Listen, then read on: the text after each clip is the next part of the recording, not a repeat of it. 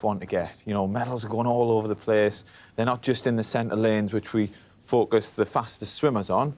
They're going everywhere. So coming from lane 8 was just unbelievable. And that crowd, to get that applause from the crowd was just incredible. Being in that outside lane, just logistically, and for people who aren't necessarily familiar with how you deal with the wash and the waves coming from the middle lanes, would that have had an impact? Would it have helped her out being in clean water, perhaps? I don't know.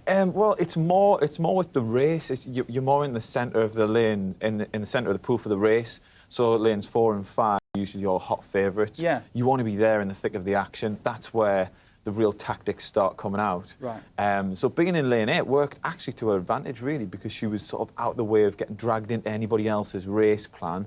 Yes. You know, because those two girls took it out very, very quick. Yeah. I was thinking they were going to die in that last part of the race, and that's what I was getting really excited for, but they kept on going. Give them the due.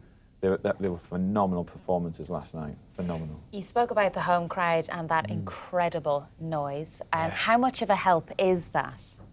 I think it's starting to lift the team now. I think now that we've got a bronze medal under our belt, I think it's going to lift someone like Liam Tancock, who really plays to the crowd. He's got a really good relationship with the crowd, you know, and he loves that.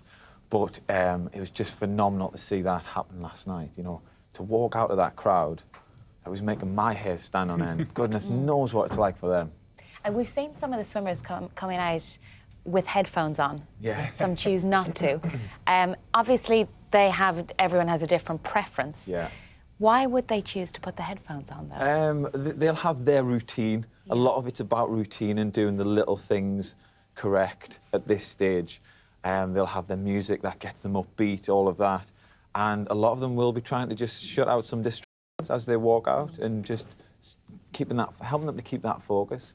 I know a lot of swimmers, I didn't listen to music going out. I like to sort of take in the environment and walk out there, but it's all personal choice. So they're probably just blocking out the crowd a little bit there, yeah. And I suppose if you are trying to block out the fact that there is extra expectation and it's a home games, you're just trying to treat it like just another event, keep the headphones on and just pretend like you're not at home and everyone's willing you to win. That's the challenge. That is the challenge with these games for all of our performers, not just in the pool, is to maintain a sense of normality in such a crazy environment. I mean, like I said, the noise was just incredible. I walked past the aquatic centre, because didn't have tickets last night, walked past the aquatic centre when somebody got introduced, and it was just crazy. It was loud on the outside, never mind inside.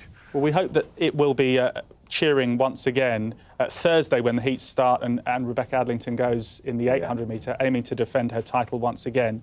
Her stronger suit, do you think she'll go better than the bronze? Oh, yeah, absolutely. I think she's in great form. And yesterday, that 400 is not her #1 event. Yeah. You know, obviously she won last time, but getting a bronze medal this time when the field has moved on was just phenomenal. But it just looks so good for the 800 because her back end, we call it back end speed, you know, how she come back at the end of that race was just phenomenal. It was really encouraging. So anybody who was a geeky statter like me was looking at it thinking, oh, this is great news for the 800. So really excited about it, excited for her to get what she deserves. And what about Liam Tancock and Gemma Spofford's chances tonight for Team GB? I was so encouraged. Start with Liam first. His race plan was completely different to what we've normally seen. We've normally seen Liam go out pretty quick and then just hold on. He raced it so calm, and he just looked ever more the professional last night, and that's really exciting. So I think if he could just do the same thing again, get himself in the thick of that race. He's got a great lane draw, right in the centre for a short distance like the 100. So yeah, I'm going to put a bronze medal on that one. I think he's going to sneak a bronze, maybe a silver. He'd be such a great ambassador for the sport, Liam, he really would. And as for Gemma, she didn't have the best start in the world. She can start much better. That first 50 needs to be nailed, and I think she knows that. She'll go back, she'll look at the footage, she'll see where she can pick up, but she's a raw competitor, Gemma, raw competitor, and that's where her real talent is. So I think we could have 2 medals tonight. I really do. And she deserves her opportunity as well. Chris, thanks very much for coming. And do pop back as well. Oh, I'd love to. Sky Sports News weather, sponsored by Goodyear. Hi there. Well, it's still looking pretty unsettled for today with a few showers around in between sunny spells, but probably not as wet as yesterday around the Olympic Park. In fact, drier conditions for this afternoon. So mostly dry and sunny spells, but there could be the risk of the odd shower at times. For the sailing down in Weymouth, it will be mostly fine and dry as well, although it will turn a little